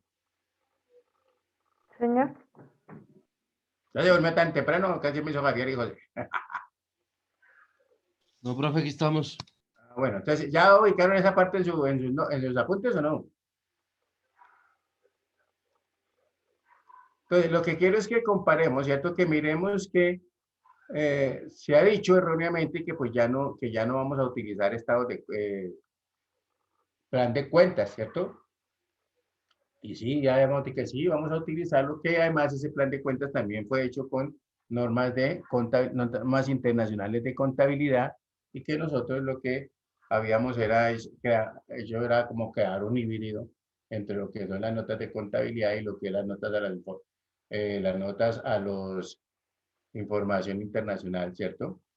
De los estados financieros. Entonces, básicamente, digamos, ese artículo 22 nos está diciendo lo mismo, ¿cierto? Que dice la NIC 1, excepto porque nos daría falta las revelaciones, ¿listo? Y las políticas contables, perdón.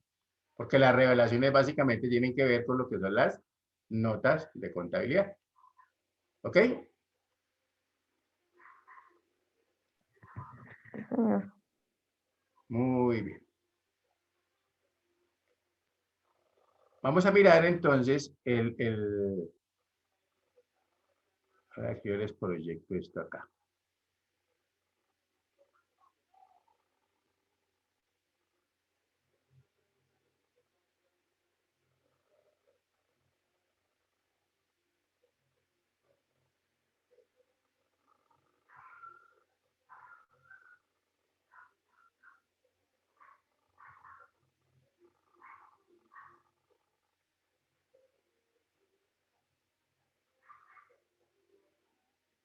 ¿Está viendo mi pantalla? No, No, señor. señor.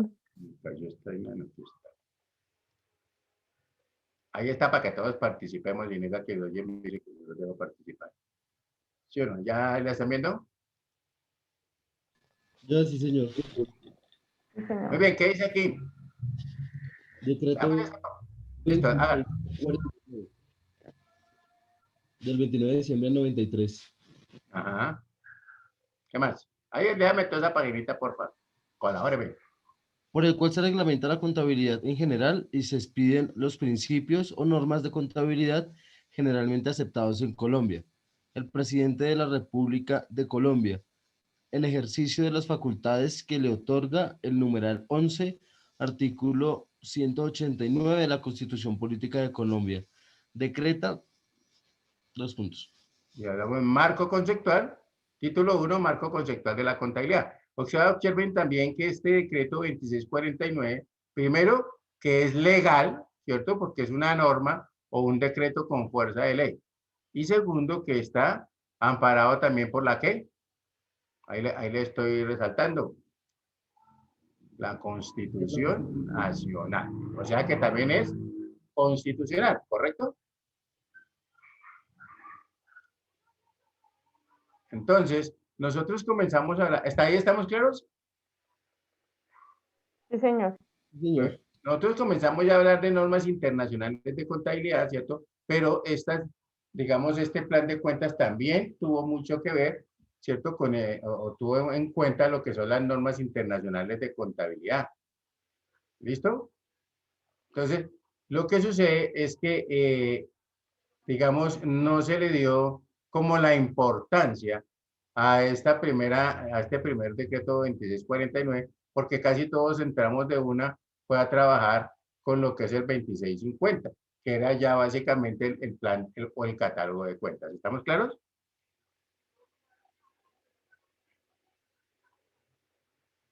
Sí, Si nosotros observamos, ¿cierto? Por ejemplo, vamos a observar aquí, muy bien, miremos aquí este que dice capítulo tercero, ¿qué dice ahí? ¿Normas qué? Normas básicas. Ujú. Entonces miremos que, por ejemplo, miremos el artículo 5º y el artículo 6 ahí, para que vayamos mirando también lo que vamos a encontrar también en las normas internacionales. ¿Qué dice el capítulo, perdón, el artículo 5? Definición. Las normas básicas son el conjunto de postulados, conceptos y limitaciones que fundamentan circunscriben la información contable con el fin de que ésta goce de las cualidades indicadas en el artículo anterior. Correcto. Artículo 6º, ente económico. El ente económico es la empresa, esto es la actividad económica organizada como una unidad respecto de la cual se predica el control de los recursos. El ente debe ser definido e identificado en forma tal que se distinga de otros entes. Muy bien. Si nosotros, ojo a esto, vamos a mirar así como para que no se me cansen, ¿cierto? Por ejemplo, hagamos acá de este artículo. ¿Se llama cómo? Artículo 8, unidad de medida. Los diferentes recursos y hechos económicos deben reconocerse en una misma unidad de medida. Por regla general, se debe utilizar como unidad de medida la moneda funcional. La moneda funcional es el signo monetario del medio económico en el cual el ente principalmente obtiene y usa efectivo. Ok. Y también nosotros ayer hablábamos de lo que era el periodo, ¿se acuerdan? Sí, señor. Miremos el artículo 9 que nos dice ese periodo.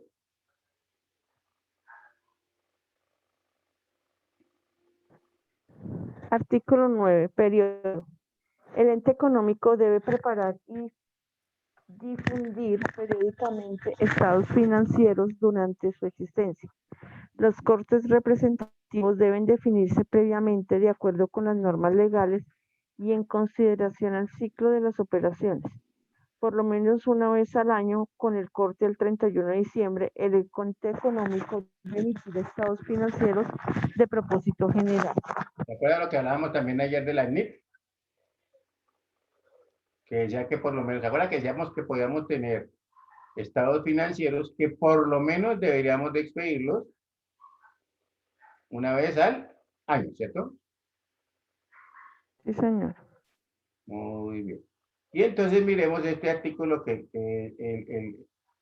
acaba de hablar el viejo Juan Fernando, ¿cierto? Miremos este, por favor, que se me hizo José, o Gabriel, cualquiera de los otros ahí, porque ya dejamos que se casó Juan. Profe, no ha cargado y veo borroso. Espera un momentico, yo lo vuelvo y lo comparto. Me dice si carga aquí, después de que por lo pesado el archivo es que...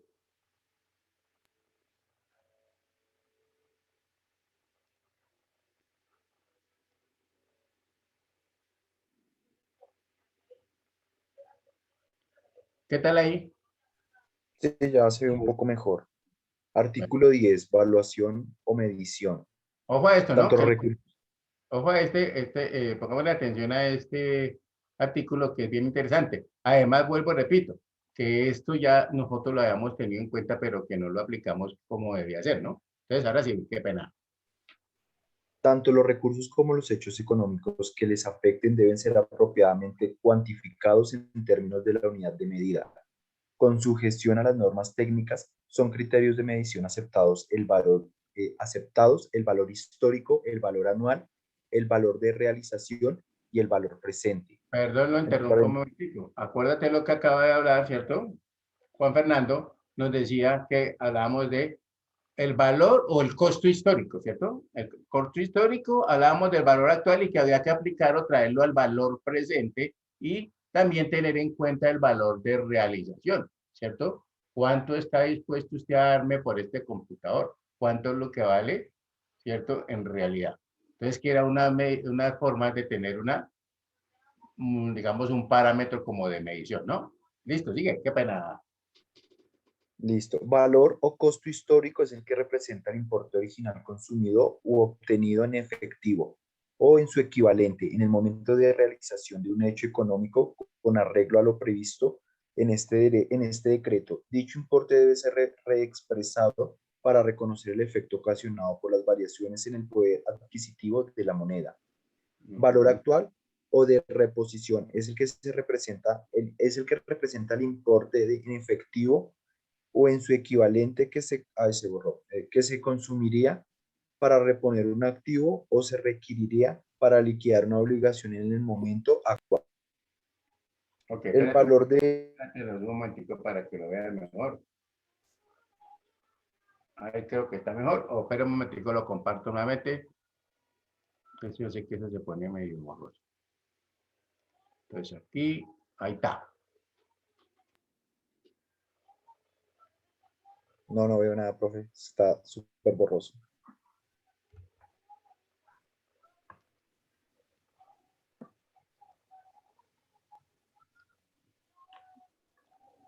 Espérame, creo que esto ahí, a ver.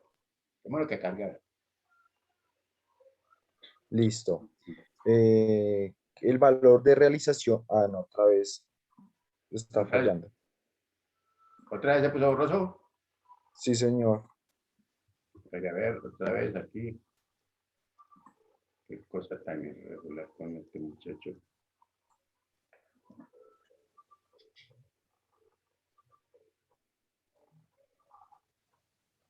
No, profe, no. No me deja ver. No sé si es solo a mí. No Ahí carga. ya cargo un poco. Dice, el valor de de relación o de mercado es el que representa el importe en efectivo o en su equivalente, en que se espera sea convertido en activo o liquidado en pasivo. En el curso normal de los negocios se entiende por valor neto de realización el que resulta de deducir del valor del mercado los gastos directamente imputables a la conversión del activo o a la liquidación del pasivo, tales como comisiones, impuestos, transportes y el empaque. Entonces Valor decíamos presente. perdón, un momentico, decíamos que básicamente, ¿cierto? Un activo, pues el valor del activo usted puede ir acumulando, ¿cierto? Los gastos o costos en los que estuviera incurriendo hasta que el activo quede en condiciones de uso, ¿no? ¿Listo? Muy bien, sigue. Sí, señor. Valor presente o descontado es el que se representa del importe actual de las entradas o salidas netas en efectivo o en su equivalente que generaría un activo o un pasivo. Una vez hecho el descuento de su valor futuro a la tasa pactada o a falta de esta a la tasa efectiva promedio de captación de los bancos y corporaciones financieras para la expedición de certificados de depósito a término con un plazo de 1990 días, DTF, la cual es certificada periódicamente por el Banco de la República. Ok. Básicamente los depósitos, el DTF son depósitos a término fijo, ¿no?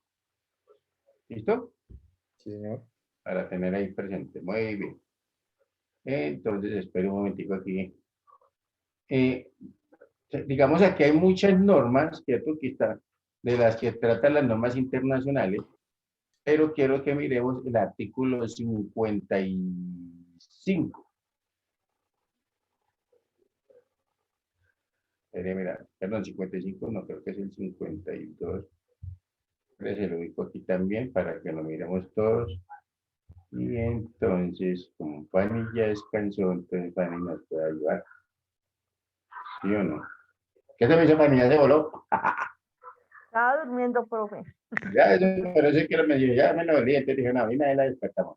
Entonces, ayúdanos por favor con el artículo 52. También esos términos los hemos escuchado, ¿cierto? Y vamos a seguir escuchando. Lo que dice el artículo 50. ¿Sí alcanzas a ver ahí o lo... Ya está, ahí está mejor, profe. Ahí. Artículo 52. Provisiones y contingencias. Se deben contabilizar provisiones para cubrir pasivos estimados, contingencias de pérdidas probables, así como para disminuir el valor, reexpresando si fuera el caso de los activos cuando sea necesario de acuerdo con las normas técnicas.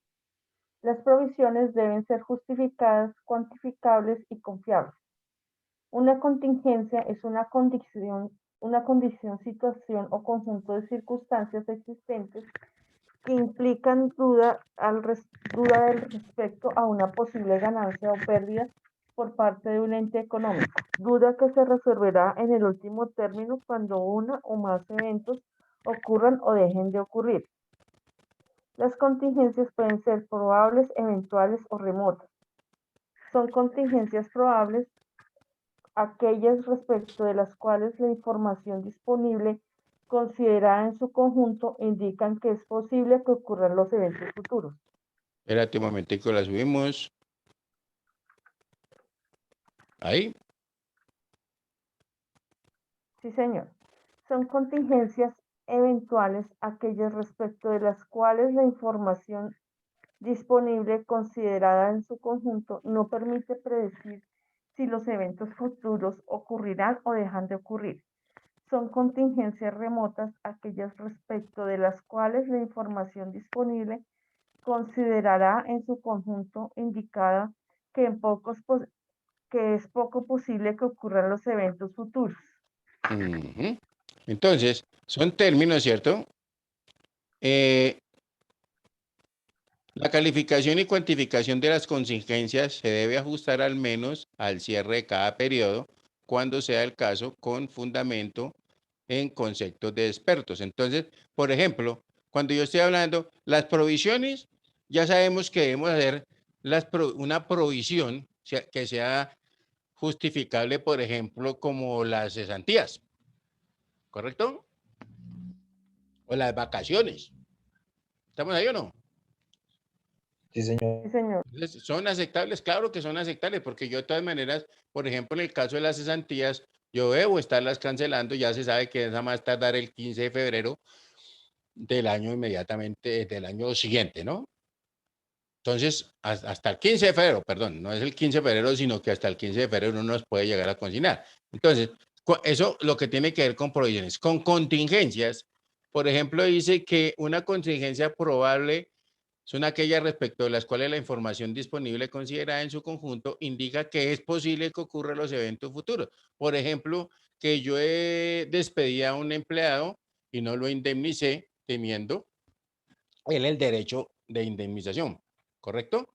Entonces yo no lo indemnicé, hablo con el experto que es mi abogado laboral y él me dice, uy, yo creo que es muy posible que, ¿qué? Que lo demande.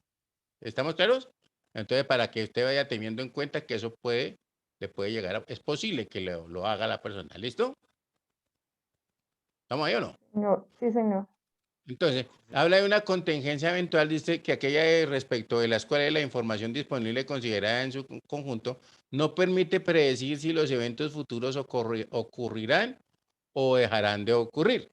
Entonces, puede ser, por ejemplo, que vamos a hablar del mismo despido del empleado, ¿cierto? Pero yo lo despedí y hice fue que digamos, le cancelé su indemnización, pero como no incluí algunos valores, digamos de pronto unas horas extras.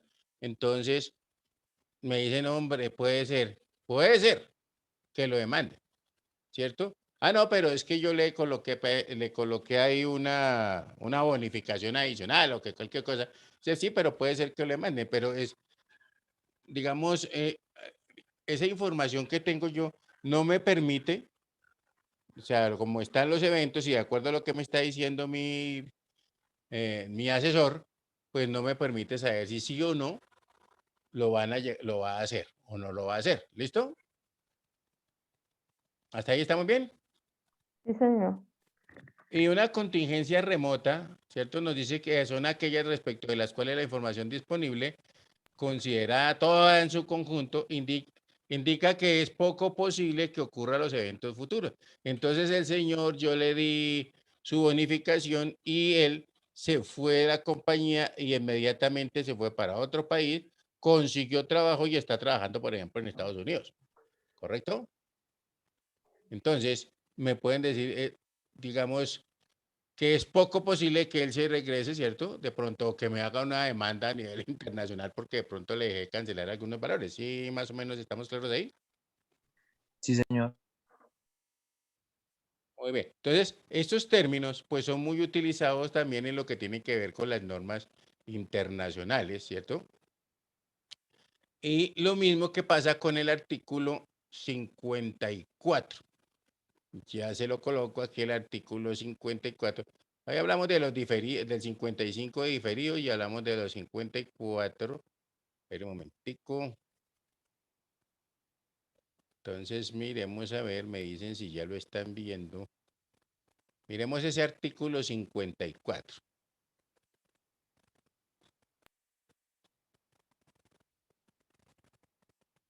¿Sí lo alcanzamos a ver bien ahí? Sí, señor. Sí, señor. Muy bien. Entonces, ¿qué nos dice ese? ¿Quién va a ayudar ahí? ¿Otro voluntario ahí para que no se me duerma? Dice artículo 54. Asignación. Los costos de los activos y los ingresos y gastos diferidos reexpresados como consecuencia de la inflación cuando sea el caso, deben ser asignados o distribuidos en las cuentas de resultados de manera sistemática en cumplimiento de la norma básica de asociación. Ahí lo La interrumpo un asignación, momentico. Recuérdate cuando se dijo que el ejemplo que daban de que yo pagué 3 o 6 meses por anticipado, que yo no puedo de una vez cargar eso como gasto, ¿cierto? Sino que a medida que va pasando el mes y ya estoy incurriendo en ese gasto, lo tendré que reflejar en resultados. Y el otro, el que recibió el dinero de los 3 meses anticipados de arriendo, pues obviamente él va a tener un pasivo, ¿cierto? Y serán unos ingresos por recibidos por anticipado y también los deberá ir amortizando, ¿cierto? Como dice acá, asignados o distribuidos en cuentas de resultados de manera sistemática, o sea, Si son 3 meses, pues será mes a mes que tengo que hacer la afectación, ¿correcto? Sí, señor. Muy bien, entonces sigamos ahora sí, qué pena. La asignación del costo de las propiedades, planta y equipo se denomina depreciación. La de los recursos naturales, agotamiento, y la de los diferidos e intangibles, amortización. Ujú. Las bases utilizadas para calcular la alicuota respectiva deben estar técnicamente soportadas. Los cambios en las estimaciones iniciales se deben reconocer mediante la modificación de la alicuota correspondiente en forma prospectiva de acuerdo con las nuevas estimaciones. Muy bien, entonces recuerde que el gobierno, ¿cierto? O digamos, nos da a nosotros unas bases para lo que es el reconocimiento del demérito, como son la depreciación, ¿cierto? Por línea recta, que siempre se ha establecido, ¿cierto? Anteriormente nos decía que para los edificios eran 20 años y era el 5% que nos reconocía como gasto el gobierno, ¿cierto? Pero recuerden que en la implementación de las normas internacionales, pues digamos, una casa o un edificio o una oficina, no a los 20 años todavía está viva o no, todavía está funcionando antes mejor o no, ¿correcto? Mientras que un vehículo o un computador sí puede estarse, se ha deteriorado más en ese tiempo. Entonces, si uno mira las nuevas tasas de reconocimiento que le hace la Diana a uno como descuento de las depreciaciones, entonces ya pasó, estaba en 20 años el 5%, ahora pasó a 45 años el 2,22% anual. Incluso lo que se dice es que a través del tiempo, es, digamos, las propiedades adquieren es como mayor valor, ¿no? ¿Estamos claros? Mientras que de pronto los computadores sí decimos que pues, en 5 años, incluso a mí me parece, y los vehículos, sobre todo los computadores, que en 5 años termina la vida útil, pero si uno observa, también como cada año, cada mes está saliendo un computador con mayores ventajas, más velocidad, etcétera, etcétera. ¿Listo? O sea que ese sí se está, digamos, volviendo un computador obsoleto más rápidamente, ¿o no? Que lo que puede ser un edificio. ¿Estamos claros ahí? Sí, señor. Sí, Sí, señor. señor. Muy bien. Entonces, como nosotros de pronto también allá hablamos de los principios de evaluación, hablamos de, aquí se les estoy medio colocando, ¿cierto? La presentación y revelación, hablamos de la evaluación, y son cosas o términos que ya se utilizaban, ¿cierto? Y que nosotros vamos a tener que retomarlo en lo que es las normas internacionales. Lo fundamental, mm, creo yo que ha sido el error que hemos cometido casi todos en agarrar el plan de cuentas y hacerles comenzar a mirar desde el artículo 14, o sea, desde la codificación, sin como mirar toda la normatividad que hay detrás de esto, ¿no? ¿Estamos claros? ¿Hasta ahí cómo vamos? ¿Estamos bien o no? Bien, sí, señor. Sí, Muy Sí, señor. bien. señor. Ya dejamos un título, no hemos dejado ningún título. Dejamos un No, no, titulito ahí como. señor. Entonces hablamos de las décadas de 2000 a 2010. Ya hablamos hasta la 2000, ¿cierto? Que es donde digamos que en ese año hubo muchos cambios, ¿cierto? Y entonces hablamos ahí, dejamos algo, un titulito que diga décadas de 2000 a 2010, porque ahí ya va a aparecer, digamos, el IASB va a tener mayor trabajo, de pronto aparece el IFRIC o las IFRS que ustedes escucharon que hablaban, ¿cierto? Que esas son a nivel, eh, a nivel Europa, IFRS, ¿cierto? Y a nivel Estados Unidos, el IASB. Entonces ya uno comienza como a familiarizarse con estas nuevas entidades. ¿Listo?